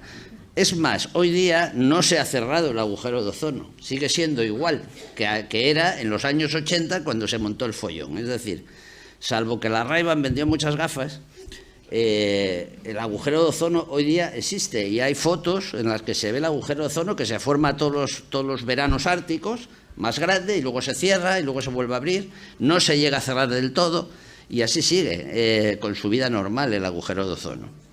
No hay más que decir sobre el tema. Esto es para ti, mira, no sé, de la playa, no sé. La pregunta es, ¿por qué en la playa de las Arenas cada vez el agua está más para adentro en todas las playas de Valencia? Bueno, esto, como he dicho antes, es algo que viene ocurriendo desde hace 20.000 años. Hay estudios geofísicos recientes que demuestran que la línea de costa estaba varios kilómetros mar adentro hace 10.000 años. Hace 10.000 años la isla de Tabarca estaba conectada con Santa Pola, se podía ir andando. Entonces, esto es un proceso normal y está subiendo a una velocidad promedio igual en todo el mundo de 2-3 milímetros por año, que es un ritmo absolutamente normal y no se está acelerando, se está ralentizando porque cada vez queda menos hielo para fundir. Entonces, lo que sí es importante que tengamos en cuenta es que hace 10.000 años estaba subiendo a una velocidad 10 veces superior a la actual. Entonces, no se está acelerando, se está ralentizando. Y en el caso particular de las playas de Valencia, Las Arenas, Cullera, Tabernes, etcétera, el principal problema de que la línea de costa retroceda no es la subida del nivel del mar, es una corriente marina paralela a la costa que viene desde el norte y que lleva 50.000 metros cúbicos por año hacia el sur. O sea, es un problema de erosión, no de subida del nivel del mar. Una última para los geólogos es, según las previsiones, en base a los datos históricos, ¿cuándo se darán condiciones ambientales que puedan cambiar nuestra vida? Inundaciones de zonas pobladas, incremento de las temperaturas de más 5 grados, apariciones de nuevas enfermedades respiratorias. Bueno, en lo que yo puedo decir, las condiciones de nuestra vida van a seguir igual, más o menos. No cabe duda que en el siglo XXI nos vamos a morir todos, pero eso sí, cada uno cuando le toque, no todos a la vez, ni en un gran acontecimiento, entre otras cosas, porque si nos morimos todos y nadie lo puede contar, pues ya deja de ser una catástrofe, ¿no? O sea, inundaciones en zonas pobladas, esto es un tema que sí me gustaría apuntar una cosa. Un problema que tiene el calentamiento global y la subida del nivel del mar, sea mucha o poca, es que lo que tiene que hacer el ser humano, como ya hicimos en el pasado, es adaptarse. Es decir, no se trata de intentar eliminar el CO2 de la atmósfera y de no emitirlo, sino que si va a subir al nivel del mar, lo que habrá que hacer es retranquear las zonas de costa, hacer barreras de defensa de lo que haya que hacer. El Barranco del Pollo habría que rehacerlo como es debido, habría que hacer nuevas presas, pero es que vamos a tener sequía, pues habrá que hacer más presas y habrá que, hablando del tema de Valencia, que es otro tema, pero bueno, quiero decir, el ser humano es lo suficientemente inteligente para adaptarse a las nuevas condiciones. Lo llevamos haciendo 2 millones de años, por eso estamos aquí. Es decir, hemos pasado por 2 glaciaciones. Hemos sobrevivido a 2 glaciaciones, es decir, los osos polares que se van a morir todos también han sobrevivido a 2 glaciaciones y a 2 periodos interglaciares anteriores al actual. Es decir, es un problema de adaptación y, como ya dijo Darwin, el que no se adapta desaparece. Don José Ramón, le pido máxima brevedad, entre otras cosas, porque en Toro Televisión tiene un programa a las 10 menos cuarto, se llama El gato al agua, y yo no voy a competir con el toro, no voy a privar a nuestra audiencia de poder ver el programa. Así pues que... voy a ser muy breve, las preguntas además son muy precisas, hay una muy amplia y muy interesante, pero bueno. Primera pregunta, ¿cree que la Unión Europea mantendrá la prohibición del vehículo de combustión para el año 2035? Respuesta no. No. A ver, eran dos prohibiciones: construcción, fabricación y venta 2035 y utilización 2050. Ni la una ni la otra. ¿Por qué? Porque las presiones de los gobiernos de los países cuyas empresas productoras de automoción son relevantes en las economías, visto el desastre que está experimentando el sector, han presionado fuertemente a la Unión Europea. Y no olvidemos que los alemanes son alemanes, así como los chinos son chinos, allá donde se encuentren, los alemanes son alemanes, aunque estén al frente de la Comisión de la Unión Europea. Y Ursula von der Leyen es muy sensible, ella tiene un enorme poder, es muy sensible a este tipo de argumentos. Es que la respuesta es no, y el argumento era ese. ¿En qué favorece, según lo expuesto, que se estén suicidando las políticas de la vieja Europa? ¿Ignorancia, estupidez o mala fe? ¿O simplemente búsqueda de la servidumbre del Estado por parte de que la población pase a ser esclava del Estado? Pues mire, en mi libro, yo debo insistir, se llama Crimen de Estado, explico el origen de este fenómeno que se inició básicamente en Naciones Unidas. Lo del IPCC es algo posterior, pero en connivencia con determinados grupos de personas ultra ricas, tipo Club Bilderberg, Club de Roma, World Economic Forum, etcétera, que quieren incrementar su poder. Naciones Unidas aniquilando a los países, a la soberanía de las naciones, para colocarse ellos en su lugar, y estos mega ricos haciendo desaparecer a la clase media y, por supuesto, esclavizando al resto de la población para que trabajen por una pequeña cantidad de dinero y que paguen todos los impuestos que haga falta.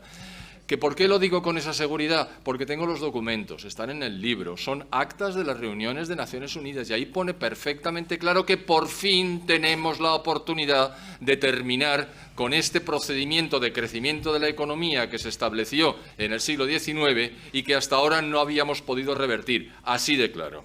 Eso consta porque está en las actas. Es decir, se busca la socialización de las economías del mundo mediante la destrucción de las economías de mercado. Esa es la respuesta a la segunda pregunta. Y la tercera es más compleja.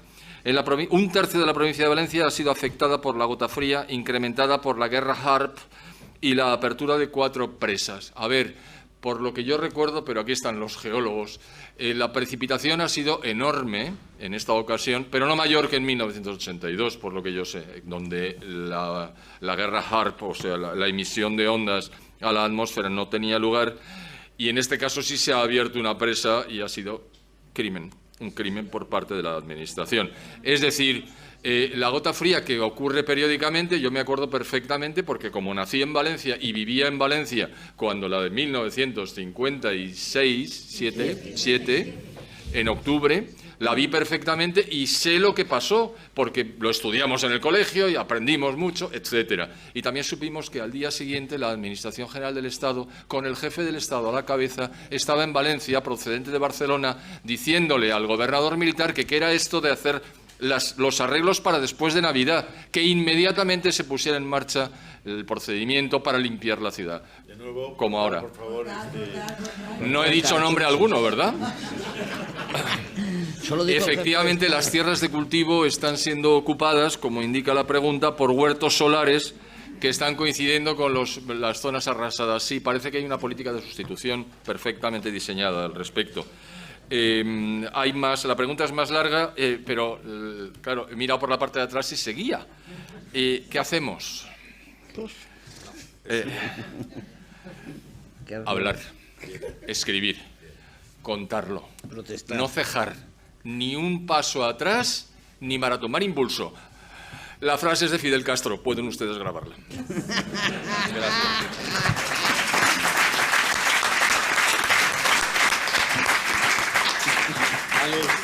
Alex Lachain, tienes 2 minutos. Venga, bueno, 2, ¿eh? Bueno, vamos a hacer lo que podamos. Yo a todo esto que ha dicho José Ramón añadiría y aprender a votar. Bien. Bueno,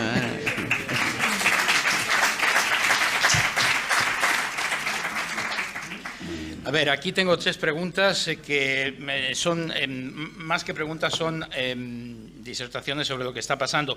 La primera, la Tierra, el planeta es inmenso, diverso y irregular. ¿Por qué se generaliza y no se compara el comportamiento de la misma en lugares ocupados por el hombre y en los que la naturaleza es lo único que existe? ¿Qué influencia tiene el hombre en estos últimos hábitats? ¿O será que todo entra en la política del miedo en la que convivimos? Bueno, en la política del miedo y de la desinformación. O sea, lo hemos visto que llevan muchos años intentando de alguna manera doblegar a la sociedad y a base de miedo, siempre a base de miedo y aterrorizando a la gente. Lo habían intentado todo, dieron con la clave en la pandemia. Ahí se dieron cuenta de que efectivamente podían cercenar derechos y libertades fundamentales y que la ciudadanía no iba a decir ni pío. Así ha pasado. Y lo comprobaron luego con las banderillas en el hombro y les funcionó perfectamente. Ahora se lavan las manos tanto el director de la OMS, que dijo, no, yo no obligué a nada, como los propios gobiernos, ¿no? Nosotros tampoco obligamos a nada. Fauci, les recuerdo, está blindado por Biden, no se le puede tocar un pelo judicialmente. Pero han comprobado que es fácil. Entonces ahora siguen aterrorizando con este cambio climático. El camelo climático afecta al planeta en su globalidad. No es que haya unas zonas donde el hombre habita y otras que no, pero como de lo que se trata es de desinformar y que luego te acusen a ti de desinformador, pues entonces todo se confunde. Es como lo del CO2. No, es que es un contaminante. No, señor, el hombre puede contaminar mucho, pero no puede gobernar el clima de la Tierra, ¿verdad? Entonces, para hacerles el cuento corto, en el planeta ya no hay zonas vírgenes, ya no existen tierras salvo en la Antártida, en algunas selvas sudamericanas, asiáticas, algunas zonas salvajes de África, ya no existen hábitats transformados, modificados, salvo en esos puntos. Es decir, que la acción del hombre es prácticamente global, salvo en esos puntos concretos que también le afecta. Es decir, el sol, que es el que gobierna el clima, afecta a la sabana africana y a las ciudades como Nueva York. Les tengo que decir que los 8.000 millones de personas que somos, en una gráfica que se hizo con una animación hace poco, todos juntitos, puestos juntitos unos al lado de otros, los 8.000 cabían en la isla de Manhattan. Es decir, que realmente parece un número desorbitado, pero en realidad no es tanto. El planeta puede aguantar 10 veces más la población de humanos de la que tenemos hoy. Dice aquí, ¿puede llegar a considerarse el cambio climático un dogma o directriz objetivo de la Agenda 2030? No es que pueda, es que es el eje central, es la columna vertebral, la clave de bóveda de los 18 ODS, que les recuerdo empieza con 1, acabar con la pobreza, es decir, acabar con los pobres. Esto es reducir población. Bien, no hay más que hablar. Y sobre este último me dice, en resumen, toda la demagogia del cambio climático está enfocada a crear una sociedad dependiente de subvenciones y limosnas que sea mantenible a un nivel de subsistencia y, por tanto, servil y aborregada. ¿Esto es así? Evidentemente, si ya han probado que funciona, van a acabar con la clase media, por supuesto, les sobran miles de humanos, o sea, quieren dejar el planeta en 1.000 millones. Pero esto lo dicen abiertamente. Por cierto, les tengo que decir, al hilo de esta pregunta, y enriqueciendo un poco lo que decía el profesor Sáenz de Santamaría en la primera pregunta, la NASA ya ha puesto fin a la vida en la Tierra. Ya les advierto, ha salido recientemente, ya ha puesto fecha a que se acabe la humanidad. Y es cuando el Sol se convierta en una nana blanca y hablan ya de que van a ser 5.000 millones de años. O sea, en 5.000... Pero dicen los de la NASA, que al loro con ellos también, los expertos de la NASA advierten que mucho antes de que el Sol colapse, el cambio climático podría hacer que la Tierra fuera inhabitable en tan solo 1.000 millones de años. Vale. Prepárense ustedes en 1.000 millones de años. Para acabar, les tengo que decir que todo se basa en la mentira y en la tergiversación del mensaje científico. La Tierra ha tenido unos ciclos de calentamiento y enfriamiento, solo cuentan por lo visto los 2 últimos siglos, y en el milenio, en la historia reciente, mejor dicho, ha habido unos picos de calor. El último fue el llamado óptimo climático medieval, no sé si les suena, en la gráfica sube y baja, no había CO2, no había motores de combustión, y luego vuelve a subir la gráfica a partir de la revolución industrial y sube para arriba otra vez la temperatura. Bueno, no olviden ustedes, los científicos, algunos bien pagados, estómagos agradecidos, no solo mienten, sino que engañan y tergiversan. En este caso hay uno, el doctor Michael E. Mann, no se olviden ustedes, creador de una gráfica que usan todas las universidades a sabiendas de que es falsa. El palo de hockey. El jockey stick, el palo de hockey, en el cual borra literalmente la gráfica, el pico del óptimo climático medieval. Lo borra como si no existiera y solo deja la curva ascendente de la revolución industrial para justificar que a partir de la quema de combustibles mal llamados fósiles, porque el petróleo no viene de los dinosaurios, sepan ustedes, se incrementa el CO2. Bien, este señor ha tenido que, ante un juicio en la Corte Suprema de Canadá, esto no ha salido en los telediarios hace unos años, denunciado por otro científico que podía haber estado sentado aquí en esta mesa, el profesor de la Universidad de Winnipeg en Canadá, Tim Ball, lo denunció por fraude. Ha perdido el juicio. El juez le dijo, bueno, enséñeme usted las pruebas con las cuales llega a la conclusión de esa gráfica que hoy en día utilizan todas las universidades del mundo. Y el tipo dijo, tienen copyright, no se las puedo enseñar. Y perdió el juicio. De este nivel es el fraude del que estamos hablando. O sea que tienen que buscar con lupa la información y enfrentarse a los globalistas, enfrentarse a los calentólogos, porque es que son muchos, son muy poderosos y tenemos que hacer piña para que la verdad sea oída, simple y llanamente, para que sea oída.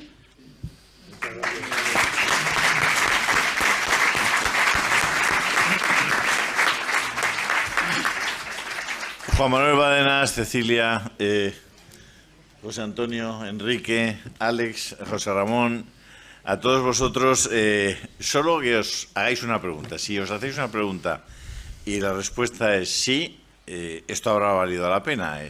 La pregunta es, ¿ha valido la pena que viniera hoy aquí, esta tarde, a escuchar a esta gente?